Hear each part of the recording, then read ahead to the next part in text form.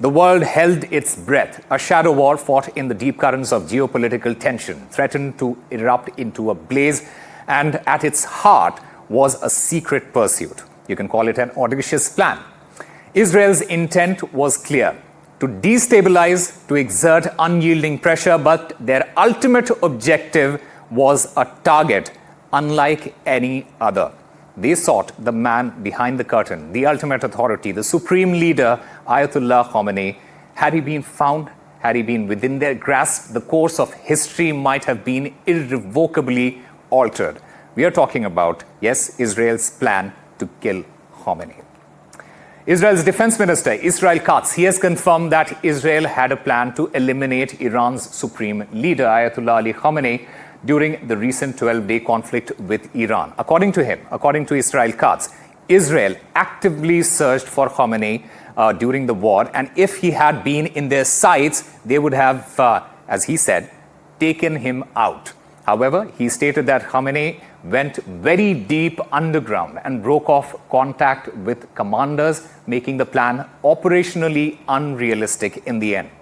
Katz also clarified that Israel's goal was not a regime change, but rather to destabilize Iran's leadership and apply pressure during this entire conflict. He indicated that following the ceasefire, Israel would no longer pursue Khamenei's life, but warned that any future provocations, it would be met with absolute force. But what was this audacious plan that we are talking about? We'll get to that in just a short while from now. But before that, listen in to what was said. למה לא חיסלנו את חמינאי? אם הוא היה על הכוונת, היינו מורידים אותו. אם הוא היה על הכוונת, היינו מורידים אותו? זו החלטה שהתקבלה בקבינט הישראלי? לא הייתה מדיניות. ולא הייתה הזדמנות מבצעית פשוט? פשוט לא הייתה הזדמנות מבצעית? לא. לא הייתה. הוא עדיין בן מוות? עוד פעם, יש הבדל לפני הפסקת אש, אחרי הפסקת אש. בתוך המבצע היינו מורידים אותו. האיש הזה עשרות שנים... חיפשנו להוריד אותו, או שאם הוא היה נקרא... חיפשנו מאוד. האיש הזה עשרות שנים מוביל. באישור אמריקני? אנחנו לא צריכים אישור לדברים כאלה. Like I said, what was this audacious plan that we are talking about? Well, this is an AI-generated video of that entire plan. This is an AI representation of the Kill Khamenei plot. Remember, Israel has targeted Iran in those last 12 days, including United States, who dropped bombs on a couple of their nuclear facilities. Meanwhile, the supreme leader of Iran, Ayatollah Khamenei, he hid inside one of those bunkers. How Israel could have taken out Khamenei? Well, we would not know the answer to that. Khamenei, in the meanwhile, he stayed inside that bunker. Israel confirmed the entire Kill Khamenei plan. That entire plan was hashed. The Prime Minister of Israel, Benjamin Netanyahu, he in fact initiated this plan. They have been talking about this particular plan. This entire plan was hashed in Israel. Post that, Israel attacked Iran. They attacked Iran first, and then what happened was that Iran then retaliated with their own sets of missiles. Post that, the United States got into this entire situation. Donald Trump, he ordered the B-2 bombers to travel to Iran and then take out those three crucial nuclear facilities, namely the Fordow, Natanz, as well as Isfahan. Meanwhile, while all this was happening, where was Ayatollah Khamenei? Ayatollah Khamenei, he was hiding inside one of those bunkers. He was rushed to the underground bunker hours after the Israeli strike started in Iran. He was inside those bunkers, and he was, sheltering with the family in the Lavizan facility.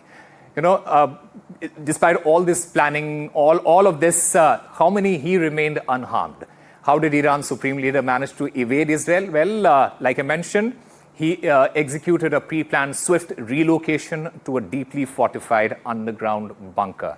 This entire secure facility, it was nestled within the sprawling and highly protected Lavizan complex, which also serves as his sanctuary when he was joined by his family. It was a location not familiar to crisis, having been the very same secure stronghold he in fact utilized during Iran's retaliatory missile and drone attacks against Israel in both April and October of 2024. His unparalleled safety within was guaranteed by a highly specialized and exceptionally secretive unit, a covert security force operating with continuous vigilance, specifically trained and equipped to thwart any form of infiltration or assassination attempt. Crucially, to confound any electronic surveillance or targeting efforts, and this is important, Khamenei took the drastic step of seizing all use of electronic devices.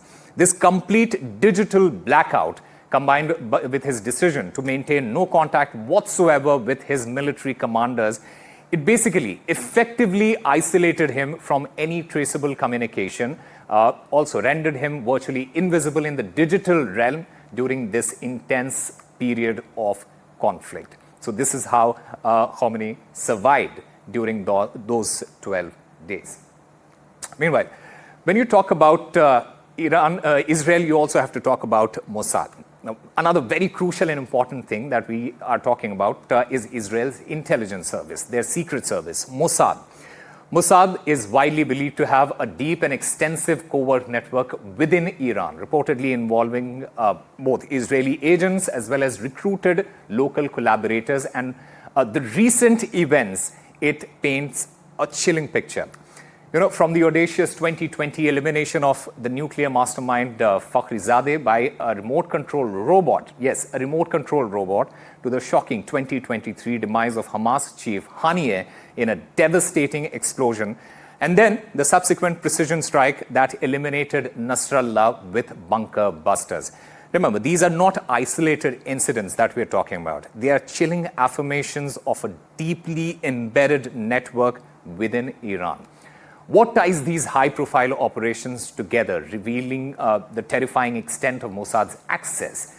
The trail of intelligence, cold and precise, consistently leads to one inescapable conclusion: direct penetration into the very heart of power, traced to Khamenei's inner circle. The question isn't if they're inside Iran, but just how far down the rabbit hole they have actually gone. Meanwhile, Iran isn't sitting back. Iran has reportedly intensified its crackdown on individuals accused of espionage, specifically targeting those believed to be working with the Israeli as well as the US intelligence agencies.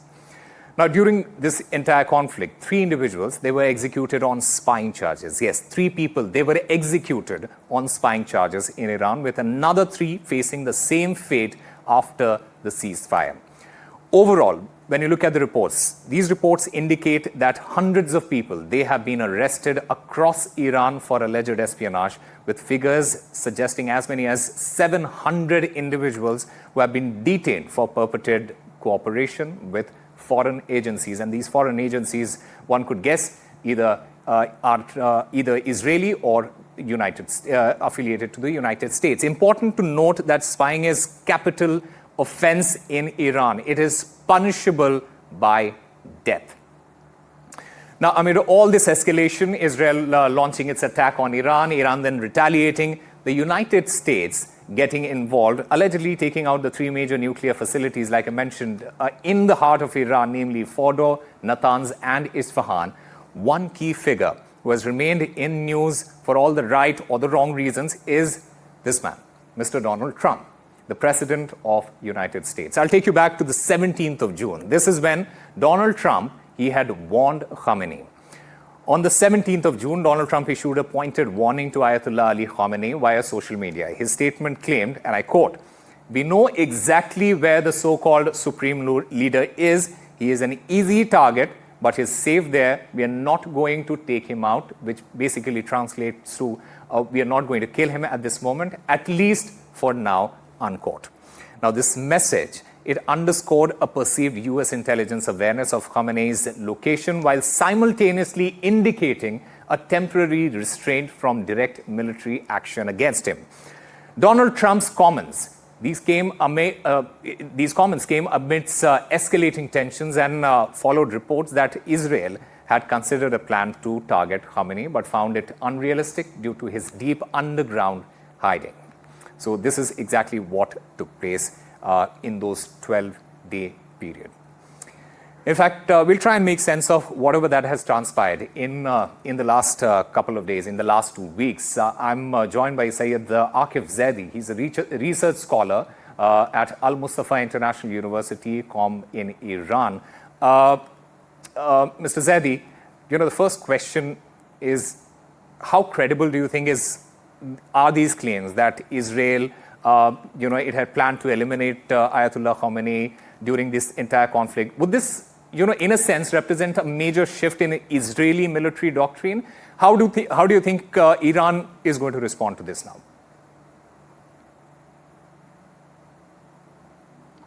Thank you very much for inviting me. And I was watching your introduction, Mr. Saab, and there are a few errors. I won't take up much airtime to correct those. We can talk to your research team separately. But just one minor correction, that Mr. Ismail Haniya was assassinated in 2024, not in 2023. Now let's get back to your main question regarding the credibility of the claims that are being made by the so-called Israeli defense minister. I have no doubt whatsoever that assassination is one of the steady and regular techniques and strategies that is always used by the Israeli establishment. So I have no doubt that they have always wanted to assassinate Ayatollah Khamenei. The only reason that hasn't happened as yet is because they were unable to do so, as Mr. Katz himself has just recently admitted. And of course, you will realize that this contradicts the claim made by Mr. Trump just a few days ago, when he said that we know where he is, we can take him out, but we choose not to. So obviously there is a contradiction here. And the fact of the matter is that nobody really had any idea where he is, and therefore was unable to make the effort to assassinate him. But I'm sure that they wanted to, and if they could have, they would have made every possible attempt, no matter what the collateral damage could be. Because as you know, the Israeli regime has no concern for niceties like collateral damage, civilian deaths and casualties, and the like. Right. Now, why is this the case? Why do they want to do this?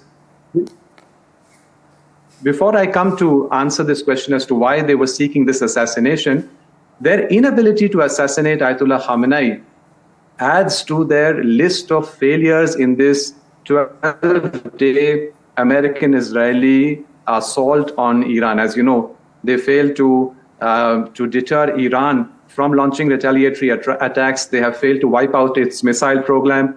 They failed to change Iran's mind regarding its own peaceful nuclear program. And we can add to the list of their failures yet another unachieved goal, which is the assassination of Ayatollah Khamenei. And of course, Mr. Zadi, this increases the significance. Mr. Zadi, a lot of these people, they have been, talking about regime change. Many have said, and including the U.S. president, that look, we don't want a regime change in Iran. The Israeli authorities, Israeli Prime Minister, they also mentioned that look, we don't want a regime change in Iran.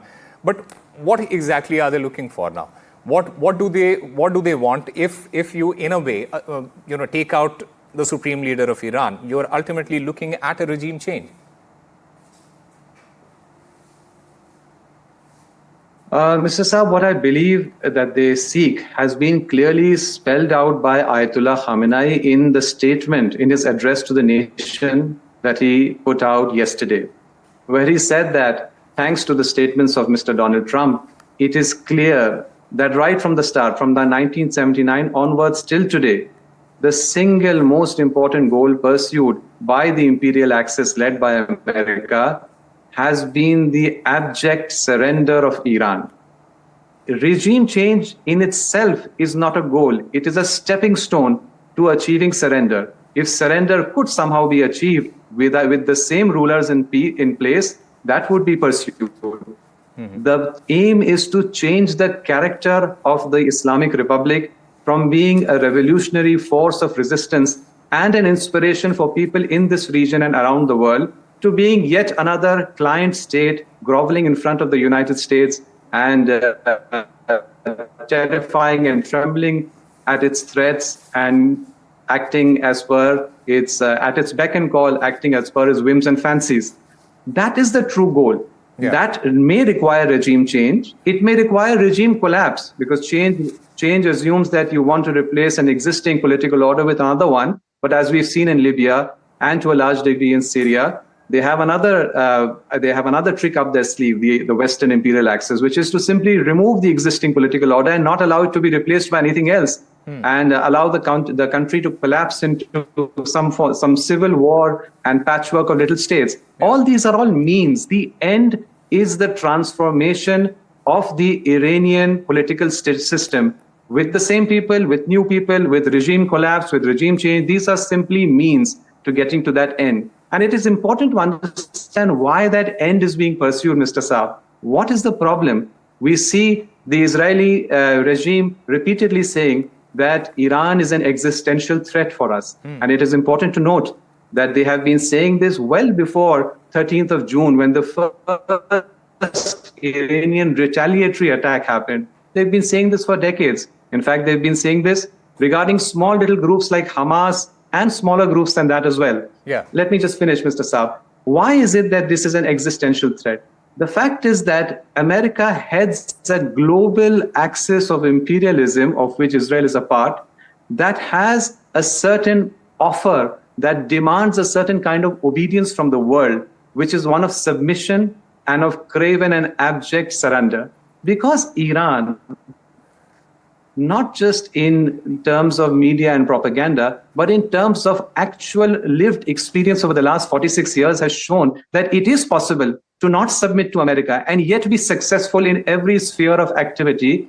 It is truly an existential threat for Israel, as well as an existential threat for American hegemony all over the world. All right.